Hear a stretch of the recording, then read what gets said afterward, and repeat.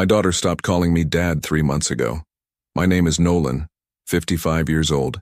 Spent 32 years working HVAC for Thornbrae Systems in Spokane, Washington. Built a decent life. Raised 2 kids. Married to Rebecca for 29 years. Our daughter Hazel moved to Portland 4 years back after she married Garrett. Good kid, always was. Until something changed. The calls used to come every Sunday, like clockwork. Then they became every other week. Then once a month. Now when I called her, she sounded distracted, hurried, like I was interrupting something important. Rebecca noticed it too, but tried to smooth it over. Said Hazel was just busy with her new job at some marketing firm. Said newlyweds needed space. Said I was worrying too much. But I knew my daughter. The way her voice used to light up when she talked about her day. How she used to ask my advice about everything from car repairs to career moves. Now when we spoke, it felt like she was reading from a script. Garrett always seemed fine, friendly enough. Worked in pharmaceutical sales, made good money, drove a nice car, bought Hazel nice things. When we visited last Christmas, he was attentive, polite, called me sir. But there was something in the way he watched her, the way he steered conversations, the way he touched her elbow when she started talking too much. I mentioned it to Rebecca once. She said I was being overprotective. Maybe I was. The real alarm came 2 weeks ago. Rebecca had been planning a visit to Portland for months. Wanted to help Hazel pick out furniture for their new condo. Girl time, she called it. I was supposed to stay home. Work had me tied up anyway with a big commercial job in Coeur d'Alene. The night before Rebecca left, I called Hazel to say hello, to tell her I hoped she and her mom had fun. She picked up on the 4th ring. Her voice sounded flat, tired. I asked if she was okay. She said she was fine. I asked if she was excited about her mom visiting. There was a pause, too long. Then she said yes. Of course, it would be nice. Nice. That was the word she used. Not great, not wonderful, nice. I pressed a little, asked if everything was good with Garrett, with work, with life in general. Another pause. Then she said everything was perfect. Her voice had that practiced tone again, like she was answering a customer service survey. I let it go, told her I loved her. She said it back, but it felt empty. After I hung up, Rebecca asked what was wrong. I told her I was not sure. Just a feeling. She kissed my forehead and said I needed to let Hazel grow up, that this was normal. Maybe it was. Rebecca left Thursday morning. I drove her to the airport. She was excited, chattering about all the stores they would visit, all the plans they had. I smiled and nodded, tried to shake the knot in my stomach. Friday came. I finished the job in Coeur d'Alene early. The client was happy, paid in full. I sat in my truck afterward staring at my phone. Rebecca had texted earlier, said she made it safe, said Hazel seemed happy to see her, said everything was great. I sat there for 20 minutes. Then I made a decision. I was going to Portland. I did not tell Rebecca, did not tell Hazel. I just wanted to see for myself, wanted to surprise them, maybe take them both out to dinner, maybe just stop worrying. I drove 5 hours straight, got to Portland around 7 p.m., found their condo building easy enough. Modern place, secure entrance, elevator, nice neighborhood. I walked up to the 3rd floor, found their unit, number 314. I raised my hand to knock. Then I heard it. A man's voice, loud, angry. Garrett. I froze. The voice got louder. Not clear enough to make out words, but the tone was unmistakable, sharp, vicious. Then I heard my daughter. She was not yelling back. She was pleading. My hand was still in the air when the door next to theirs opened. A woman in her 60s stepped out, looked at me with wide eyes. "Are you family?" she asked. I nodded. "I just heard loud arguments from here," she said, pointing at Hazel's door. "It happens a lot. I have been worried." My chest tightened. "How often?" I asked. 3-4 times a week," she said. "Sometimes more. I almost called the police once, but I was not sure if I should get involved." I stared at the door. My hand dropped to my side. The woman stepped closer, lowered her voice. "He yells at her," she said. "I hear things breaking sometimes. Doors slamming, her crying. I am sorry. I should have said something sooner." I did not respond. Could not. The shouting inside stopped. I heard footsteps, heavy, fast. The woman backed into her apartment, gave me one last look, then closed her door softly. I stood there, alone in the hallway. My daughter was behind that door. My wife was behind that door, and I had no idea what I was about to walk into. I raised my hand again. This time I knocked. The door opened fast, too fast.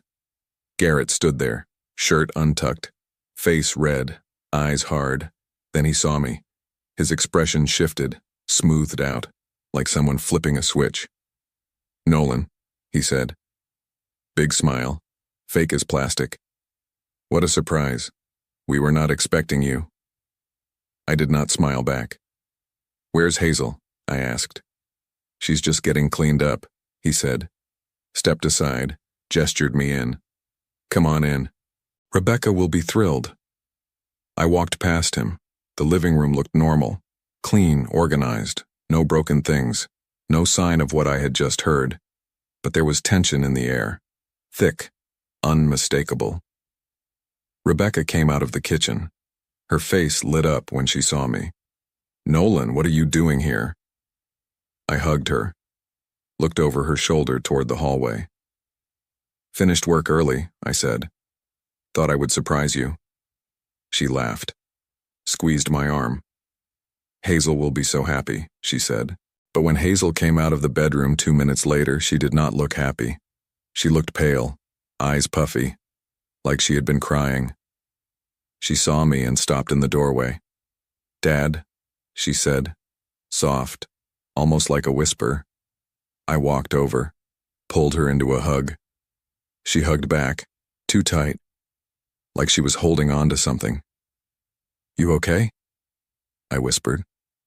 She nodded against my shoulder, but her body was shaking. I pulled back, looked at her face. She would not meet my eyes. Garrett was behind us, watching. "How about we all go out to dinner?" he said, cheerful, loud. "Celebrate the family reunion." Rebecca agreed immediately, started talking about restaurants. Hazel said nothing, just nodded. We ended up at some Italian place downtown, nice enough, expensive. Garrett insisted on paying, kept ordering wine, kept talking, kept controlling the conversation. Rebecca was oblivious, enjoying herself, asking Hazel about work, about the condo, about their plans. Hazel answered in short sentences, smiled when she was supposed to. But I could see it. The way she glanced at Garrett before speaking, the way she chose her words carefully. I watched Garrett, the way he touched her hand, the way he interrupted her, the way he corrected her when she mentioned something he did not agree with. At one point, Hazel started telling a story about a project at work, something she was proud of. Her voice got a little louder, a little more animated. Garrett laughed, not mean, just dismissive. "She's exaggerating," he said, looked at me and Rebecca. It was not that big of a deal. Hazel stopped talking, looked down at her plate. Rebecca did not notice, kept chatting, but I noticed. I noticed everything. After dinner, we went back to the condo. Rebecca wanted to show me the furniture they had picked out. I followed along, nodded, made appropriate comments. But my mind was elsewhere. Around 10 p.m., I told them I was going to get a hotel. Rebecca protested, said I should stay with them. Garrett agreed, too quickly, too enthusiastically. "We have a pull-out couch," he said. "It's no problem." I said I already booked a place, lied, but I needed space, needed to think. Hazel walked me to the door. I stopped, turned to her. "You sure you are okay?" I asked, low, so no one else could hear. She nodded, but her eyes were wet. I'm fine, Dad, she said. I wanted to push, wanted to ask more. But Rebecca and Garrett were right there, watching, so I hugged her, told her I loved her. She whispered something back, so quiet I almost missed it. Please don't leave. My heart stopped. But before I could respond, Garrett called out, Drive safe, Nolan. Hazel stepped back, smiled, that fake smile again. I left, drove to the nearest hotel, checked in, sat on the edge of the bed. My phone buzzed. Text from Rebecca, so glad you came. Hazel seems really happy. I stared at the message. She did not see it, could not see it, but I did. I had spent 30 years reading people, clients, co-workers, my own kids. I knew when something was wrong, and something was very wrong. I thought back to the last 4 years, all the little signs I had ignored. The way Hazel stopped visiting as often, the way she made excuses, the way her voice changed on the phone. I thought about Garrett, how he had seemed perfect, too perfect. How he had swooped in when Hazel was vulnerable, fresh out of college, new job, new city. How he had isolated her, slowly, carefully. I thought about the neighbor, the arguments, the crying. I thought about Hazel's face tonight, the way she flinched when Garrett raised his voice to call the waiter. I thought about those 3 words. Please don't leave. I sat there until midnight. Then I called an old friend. His name was Vincent. We served together in the Navy decades ago.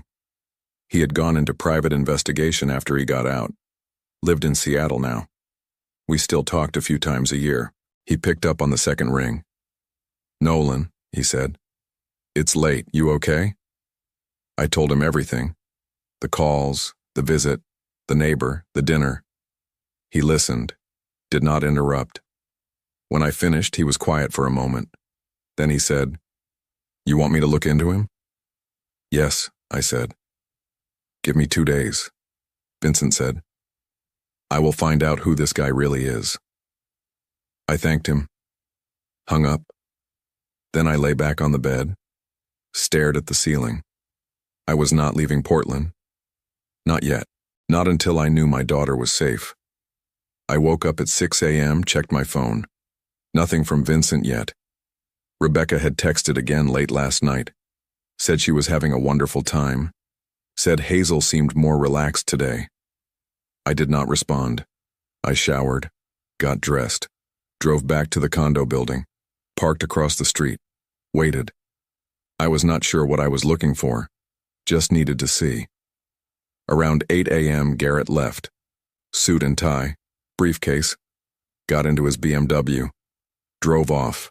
I waited another 10 minutes, then I walked up to the building, knocked on the door. Hazel answered, still in her pajamas, eyes red. She saw me and her face crumpled. Dad, she said, voice breaking. I stepped inside, closed the door behind me. Where's your mom? I asked. Still asleep? She said, wiping her eyes. She was tired. I looked at my daughter, really looked at her. She had lost weight, dark circles under her eyes. Her hands were shaking. Tell me the truth, I said. Gentle, calm. What's going on? She shook her head, started to say she was fine. I took her hand. Hazel, I said. I heard him yelling yesterday, before I knocked. The neighbor told me it happens all the time. Her face went white. She should not have said anything, Hazel whispered. She was worried, I said. I'm worried. Tell me what is happening. She pulled her hand away, crossed her arms. It's complicated, she said. Then explain it to me. She walked to the window, looked out at the street. For a long time, she did not say anything. Then she started talking. It had started small. 6 months into the marriage, Garrett would get angry about little things.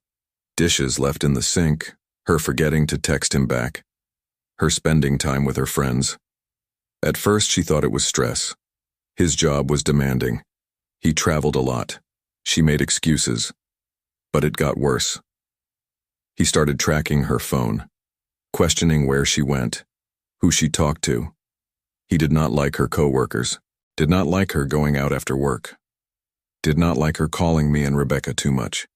He said it was because he loved her, because he wanted to protect her, because other people did not understand their relationship. She believed him. For a while. Then the yelling started. When she pushed back. When she said she wanted more independence. When she said she wanted to visit us more often. He would apologize after. Bring her flowers. Take her to nice dinners. Promise it would not happen again. But it always happened again. She tried to leave once.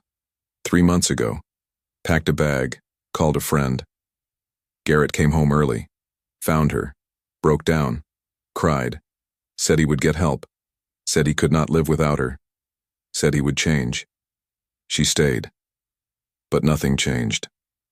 Why did you not tell us? I asked. She turned from the window, tears streaming down her face. Because I was embarrassed, she said. Because everyone thinks he's perfect. Because I thought maybe it was my fault. Because I did not want you to worry. My chest felt like it was being crushed. It's not your fault, I said. None of this is your fault. She nodded, but I could tell she did not believe me. Does he hurt you? I asked. Barely got the words out. She hesitated. Not really, she said. He pushed me once, grabbed my arm a few times, but mostly he just yells, breaks things, punches walls. I felt something break inside me. My little girl. The one I used to read bedtime stories to. The one I taught to ride a bike.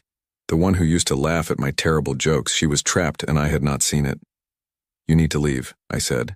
I can't, she said. Everything is in his name. The condo, the car.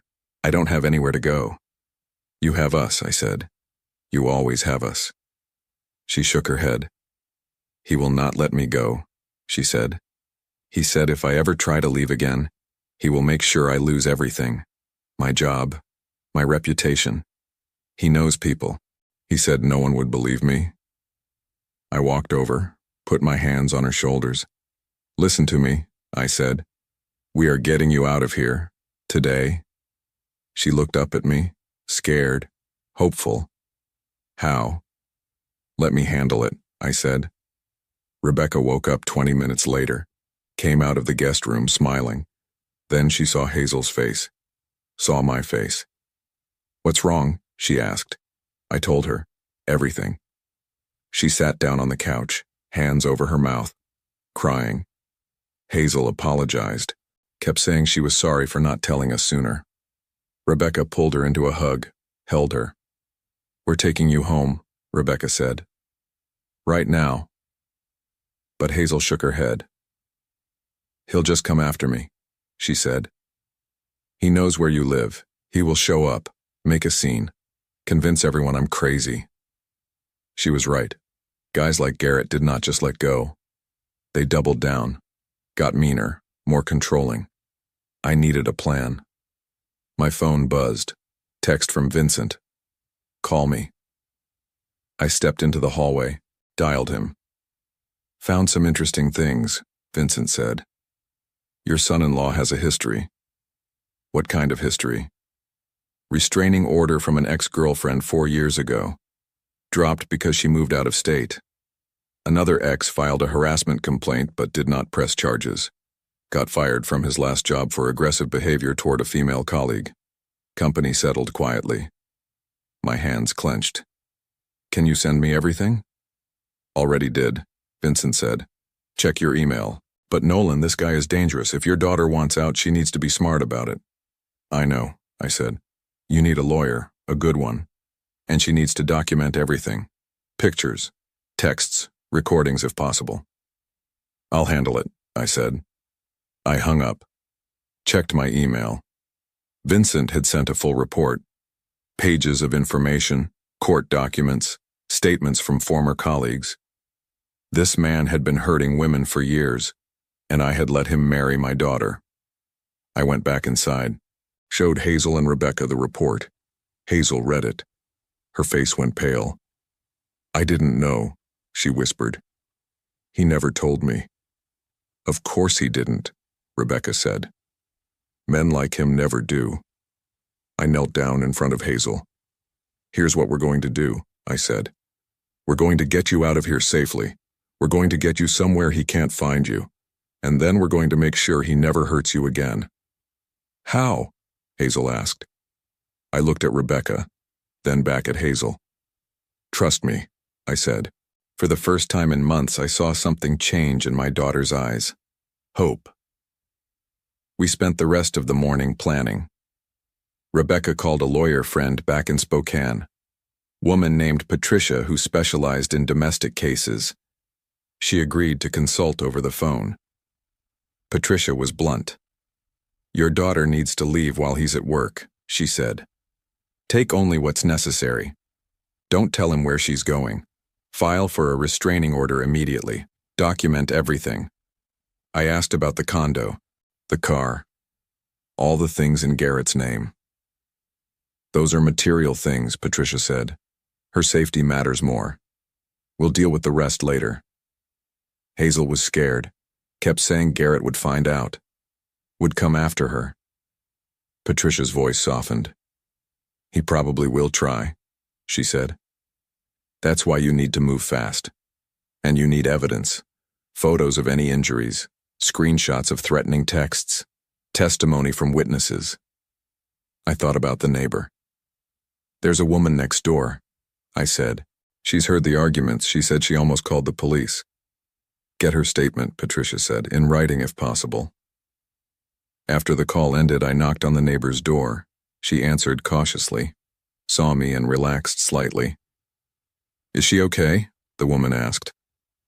She will be, I said. We're getting her out. But we need your help. The woman's name was Dorothy. She had lived next door for 2 years. She told me everything she had witnessed, the yelling, the sounds of things breaking, the times she had seen Hazel in the hallway with bruises on her arms. I should have done something sooner, Dorothy said. I feel terrible. You're helping now, I said. That's what matters. She wrote down everything, signed it, gave me her phone number in case we needed her to testify. By noon, we had a plan. Garrett would not be home until 6 p.m. That gave us 6 hours. Rebecca and I helped Hazel pack. Just clothes, documents, personal items, things that mattered. She moved slowly, like she was underwater, still processing that this was really happening. What if I'm making a mistake?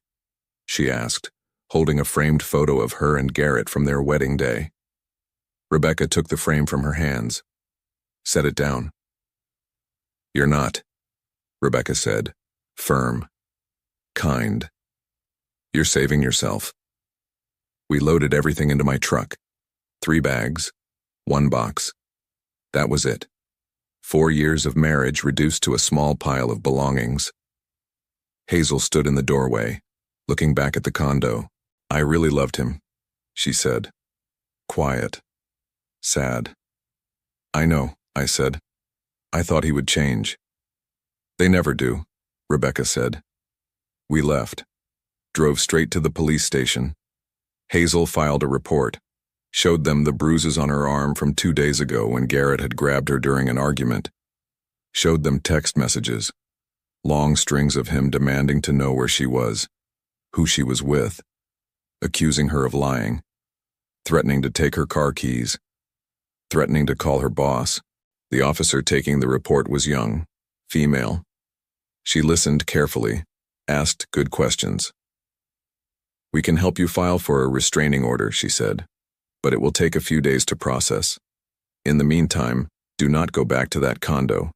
Do not contact him. Do not respond to his messages. Hazel nodded. What if he shows up at my parents' house? She asked. Call 911 immediately, the officer said. Don't engage. Don't open the door. We left the station around 3 p.m. My phone had been buzzing.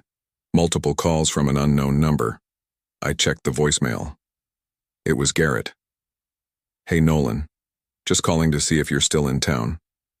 Thought maybe we could grab lunch. Give me a call back. His voice was friendly, casual. But I knew better. He was checking, making sure I had left, making sure he still had control. I did not call back. We started the drive home. 5 hours. Rebecca sat in the back with Hazel, held her hand, let her cry. I drove, watched the rearview mirror, half expecting to see a black BMW following us. We were an hour outside Portland when my phone rang. Garrett. I let it go to voicemail. He called again. And again. Then a text. Where's Hazel? She's not answering her phone. Another text. Nolan. I need to talk to my wife. This isn't funny. Another. Tell her to call me. Now. I showed the messages to Rebecca. He knows, she said. Hazel started shaking. I should call him. Maybe explain. No, I said. You're not talking to him. But he'll be so angry. Let him be angry, Rebecca said. He doesn't get to control you anymore. The calls kept coming, every 10 minutes, then every 5. Finally, a voicemail. I played it on speaker. Garrett's voice was different, not friendly anymore, hard, cold. I don't know what you think you're doing, but you're making a big mistake. Hazel is my wife. She belongs with me. If you think you can just take her, you're wrong. I know lawyers. I have connections. I will make your lives hell. Tell her to come home now. The message ended. Hazel was crying. He's going to destroy me, she said. No, I said. He's not. But I was not sure I believed it. We got back to Spokane around 9 p.m., pulled into our driveway. I had called ahead, asked our son Blake to come over, wanted another set of eyes, another body in the house. Blake was waiting on the porch, 27 years old, worked construction, built like a brick wall. He hugged Hazel, did not ask questions. I'm staying tonight, he said, looking at me. I nodded. We got Hazel settled in her old bedroom. Rebecca made tea, tried to keep things calm. My phone kept buzzing. Garrett had started texting Rebecca too, then Hazel's phone. Even though she had turned it off. Somehow he got Blake's number, started texting him. Tell your sister to stop being stupid. Tell her to come home. Blake showed me the message.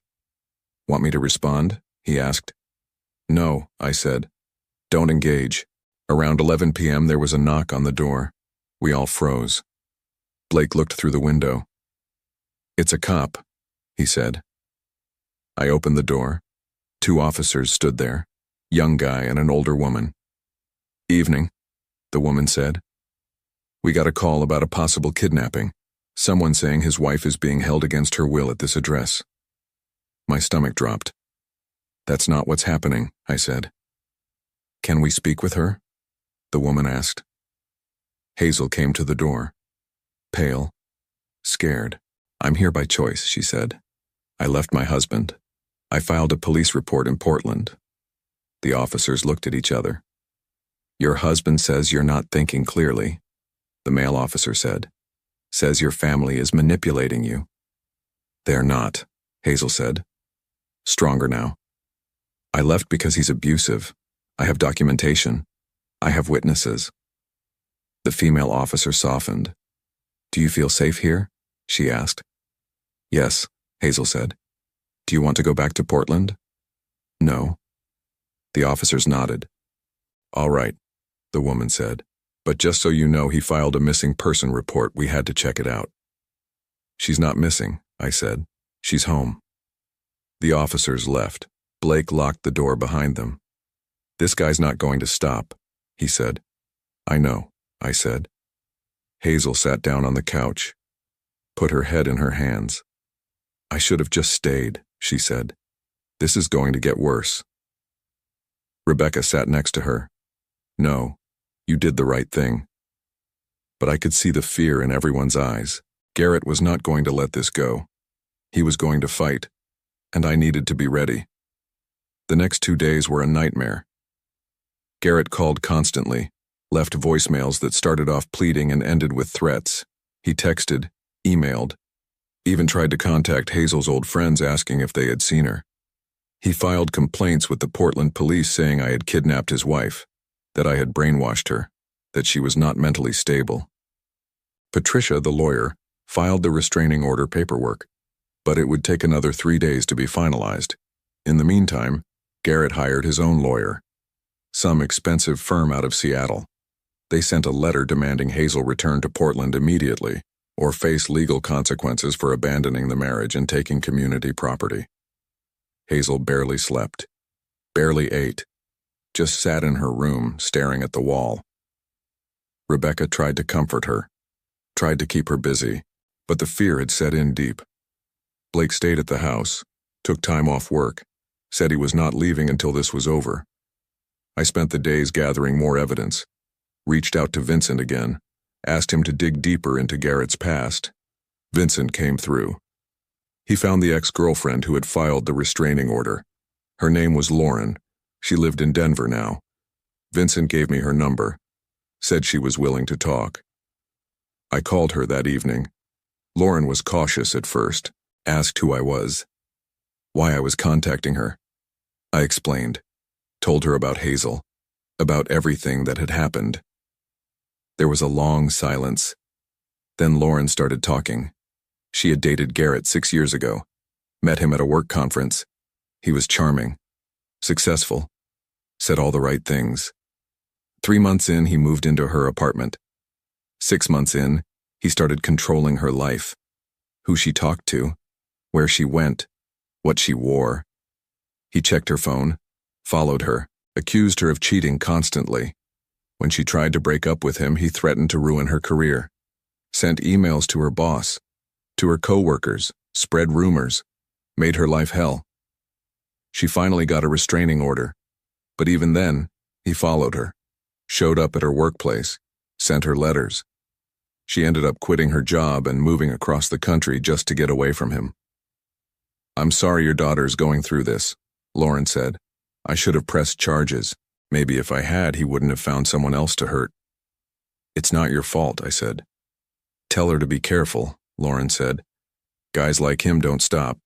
They just get smarter." I thanked her, hung up. Then I called Patricia, told her everything Lauren had said. Patricia was quiet for a moment. "This is good," she said. "This establishes a pattern. If Lauren is willing to testify or provide a written statement, it strengthens Hazel's case significantly. I'll reach out to her again," I said. "Do it soon," Patricia said, "because Garrett's lawyer is pushing hard. They're claiming Hazel is mentally unstable, that you coerced her into leaving. They're going to try to paint you as the villain." "Let them," I said. But inside I was worried. Garrett had money, connections, a good lawyer. We had the truth. But sometimes the truth was not enough. The restraining order came through on the 4th day. Garrett was ordered to stay at least 500 feet away from Hazel. No contact, no calls, no texts, no emails. We thought it would bring relief. It didn't. Because that same afternoon, Garrett posted on social media a long, emotional message about how his wife had been taken from him, how her family had manipulated her, how he was heartbroken and just wanted her to come home. He tagged Hazel, tagged me and Rebecca, tagged mutual friends. Within hours, people were commenting, some supportive of him, some questioning what really happened, some reaching out to Hazel asking if she was okay. Hazel saw it, broke down. "Everyone's going to think I'm the bad guy," she said. "They don't know the truth," Rebecca said. "But they believe him," Hazel said. "Look at the comments. Everyone feels sorry for him." I read through the post, felt my blood pressure rising. He was playing the victim, making himself look like the wounded husband, the caring man whose wife had been stolen away, and people were eating it up. Blake wanted to respond, wanted to set the record straight. Patricia said no. "Don't engage," she said. "It's exactly what he wants. Let him talk. Focus on the legal case. That's what matters." But it was hard to sit back and watch Garrett twist the narrative. Meanwhile, his lawyer filed a motion to dismiss the restraining order, claimed there was no evidence of abuse. that Hazel had fabricated everything, that she was unstable and needed psychological help. They scheduled a court hearing, 2 weeks away. Patricia prepared Hazel, told her what to expect, how to testify, how to stay calm, but Hazel was falling apart. "I can't do this," she said. "I can't stand up in front of a judge and talk about this." "You have to," Patricia said, gentle but firm. "If you don't, he wins." Hazel cried. Rebecca held her. I walked outside, needed air, needed to think. Vincent called. "Got something else," he said. Garrett's company fired him 2 years ago. The harassment complaint. It wasn't just one incident. There were multiple complaints from different women. The company paid settlements to keep it quiet. Garrett signed NDAs. But I have contacts. Found someone willing to talk off the record. "Can they testify?" I asked. "Maybe," Vincent said. "But it's risky. They could lose their job." "Keep working on it," I said. I hung up. Stood there in the driveway. This was bigger than I thought. Garrett was not just a bad husband. He was a predator, a manipulator, someone who had spent years perfecting his act, and I had let him into my family. I went back inside, found Hazel in her room. "I need to tell you something," I said. She looked up.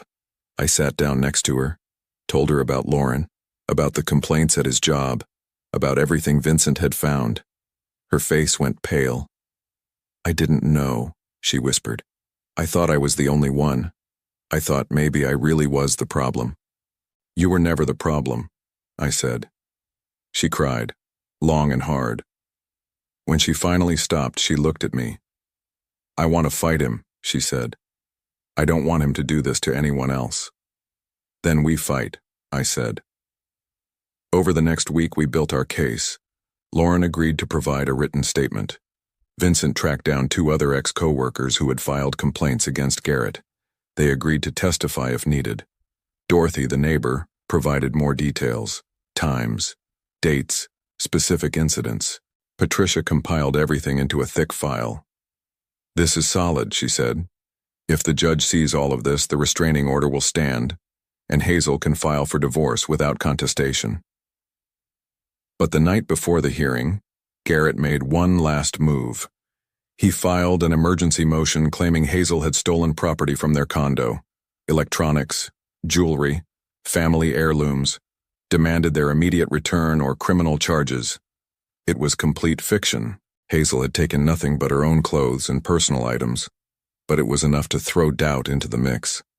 Patricia was furious. "This is a stall tactic," she said. "He's trying to muddy the waters, make Hazel look like the aggressor." "Will it work?" I asked. "Depends on the judge," she said. That night I barely slept. I kept thinking about Garrett, about his smug face, about the way he had manipulated my daughter, about the way he was still trying to control her.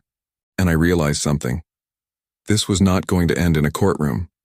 Guys like Garrett did not stop just because a judge told them to. They only stopped when they had no choice.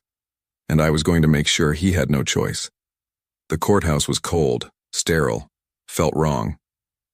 We sat on one side. Garrett sat on the other with his lawyer, some slick guy in a $1,000 suit. Garrett looked calm, composed, like this was just another business meeting. He glanced at Hazel once, smiled, that same fake smile. Hazel looked away. The judge was a woman in her 60s, stern face, no-nonsense demeanor. She reviewed the case file, took her time. The room was silent except for the sound of pages turning. Finally, she looked up.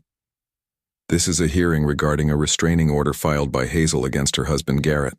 The respondent has filed a motion to dismiss. Let's hear arguments." Garrett's lawyer stood up. Smooth, confident.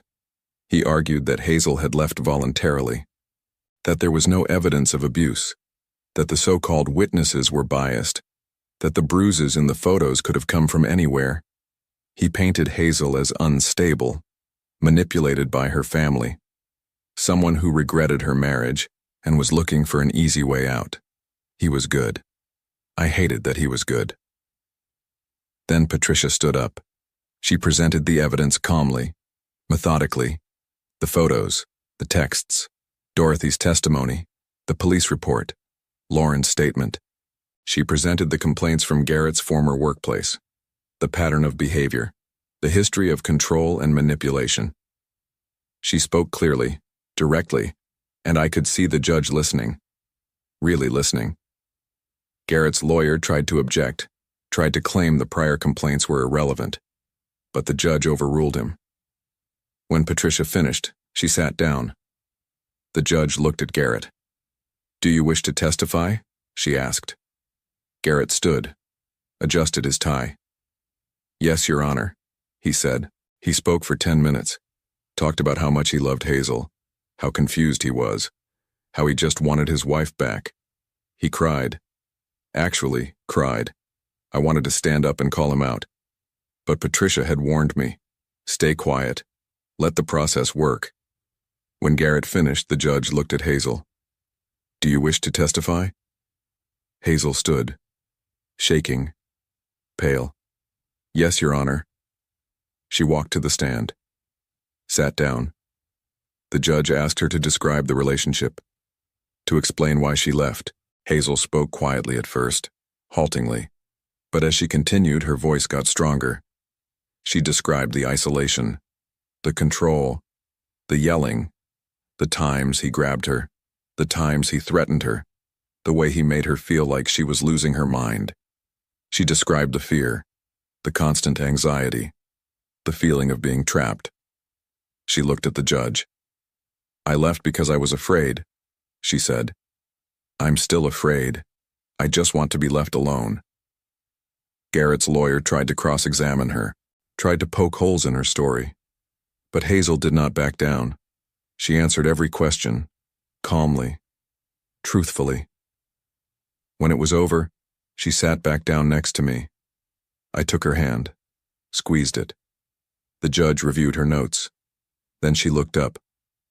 "Based on the evidence presented, I'm granting the restraining order. It will remain in effect for 1 year. The respondent is to have no contact with the petitioner. No calls, no texts, no third-party contact. If he violates this order, he will be arrested."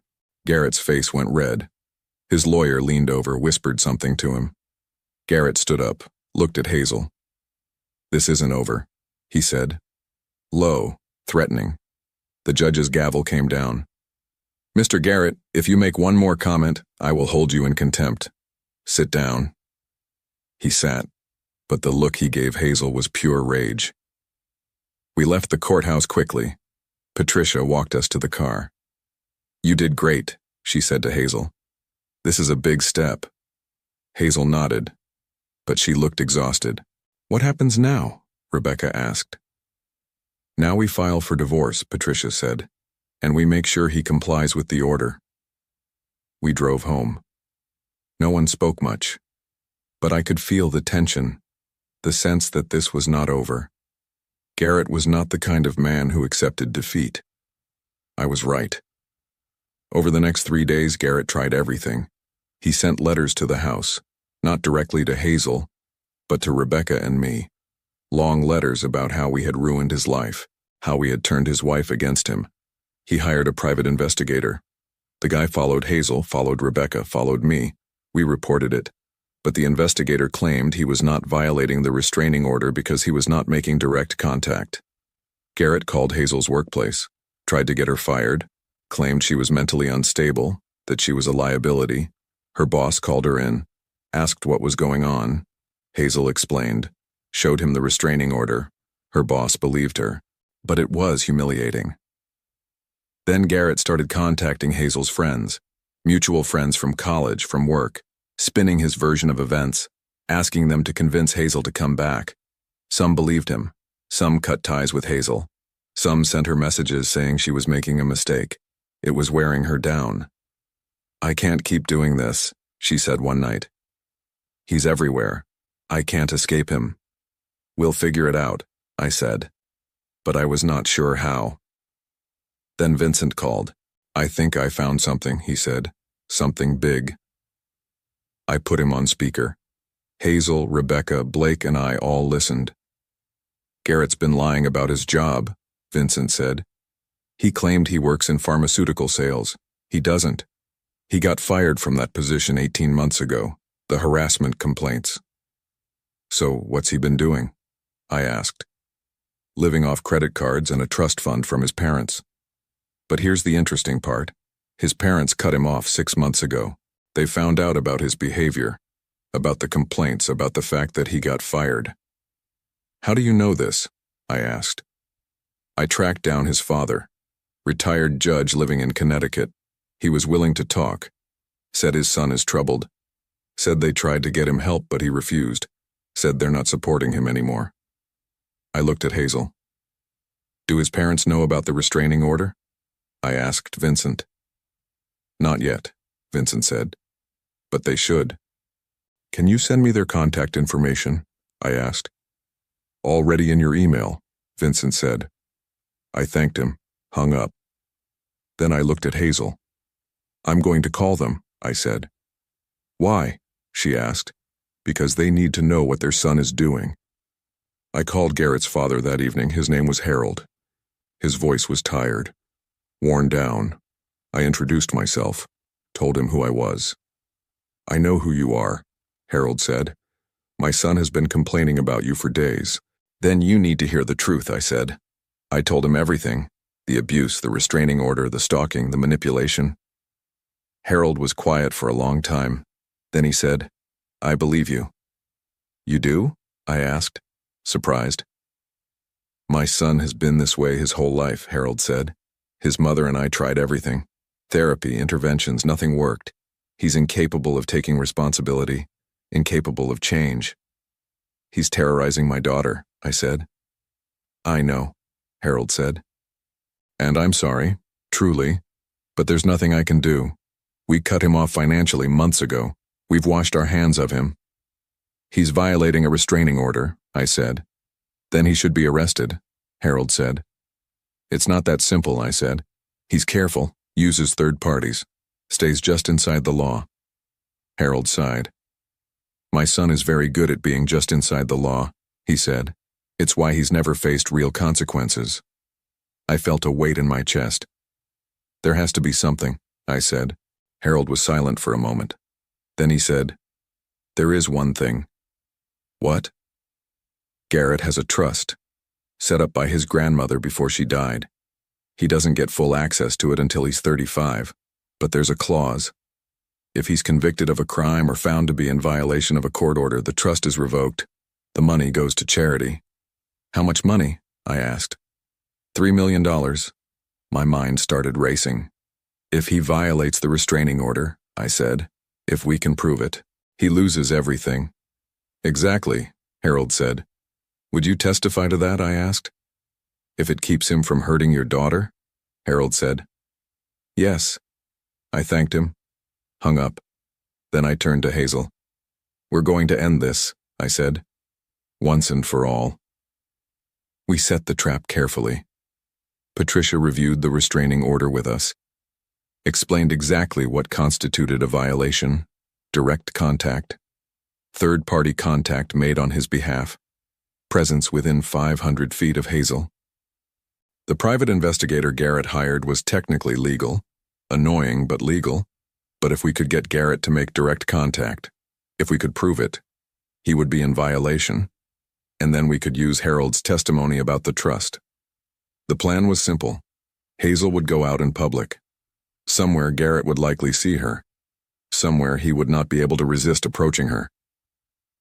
We chose a coffee shop in downtown Spokane, place Hazel used to go before she moved to Portland, place she had mentioned to Garrett in passing years ago. Patricia advised against it, said it was risky, said we should let the legal process work naturally. But I was tired of waiting, tired of watching my daughter suffer. Vincent agreed to help, set up surveillance, cameras, recording equipment. Blake came too, stayed in a car across the street, just in case things went wrong. Hazel was terrified, but determined. If this ends it, she said, I'll do it. We went on a Saturday morning, mid-morning, busy time. Hazel sat by the window, ordered a coffee, opened a book. I sat 3 tables away, baseball cap pulled low. Looking at my phone, Vincent was parked outside, watching. We waited. An hour passed. Nothing. 2 hours. Still nothing. I was starting to think it would not work, that maybe Garrett had given up, moved on. Then Vincent's voice came through the small earpiece I was wearing. Black BMW just pulled up. It's him. My heart started pounding. Hazel did not look up from her book, but I could see her hands shaking. Garrett got out of his car, stood on the sidewalk, looking through the window. He saw her. I watched his face change. The mask slipped. Just for a second, I saw anger, obsession, control. Then he smiled, put the mask back on. He walked toward the door. Vincent's voice again. He's going in. Cameras are rolling. The door opened. Garrett walked inside. He walked straight to Hazel's table. She looked up. Her face went pale. Hazel, Garrett said. Soft, gentle, like they were old friends running into each other. I thought that was you. You need to leave, Hazel said, voice shaking. You're violating the restraining order. I'm just saying hello, Garrett said. Sat down across from her. We can't even have a conversation? No, Hazel said. We can't. Leave. People in the coffee shop were starting to stare. Garrett leaned forward. I just want to talk, he said. I miss you. I want you to come home. I'm not coming home, Hazel said. His face hardened. You're making a mistake, he said. Quieter, more threatening. You think your family can protect you? You think a piece of paper changes anything? I think you should leave before I call the police, Hazel said. Garrett laughed, cold, mean. Go ahead, he said. Call them. You'll look crazy, like you always do. That was when I stood up, walked over to the table. Garrett saw me. His eyes narrowed. Nolan, he said. What a coincidence. No coincidence, I said. You need to leave now. Or what? Garrett said, standing up, getting in my face. Blake came through the door, walked up behind Garrett. Or you'll regret it, Blake said. Garrett looked around, realized he was outnumbered, realized people were watching, recording on their phones. He smiled. That fake smile again. This isn't over, he said to Hazel. Then he walked out, got in his car, drove away. I sat down next to Hazel. She was shaking. You did great, I said.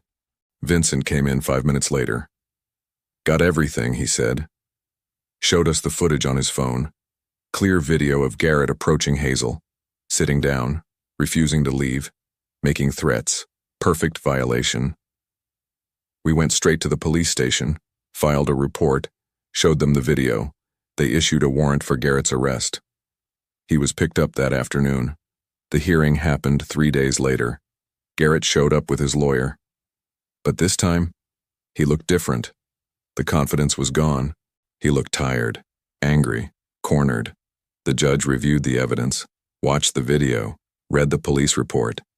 Then she looked at Garrett. You violated a restraining order, she said. In a public place, on camera. Do you have anything to say for yourself? Garrett's lawyer started to speak, but the judge cut him off.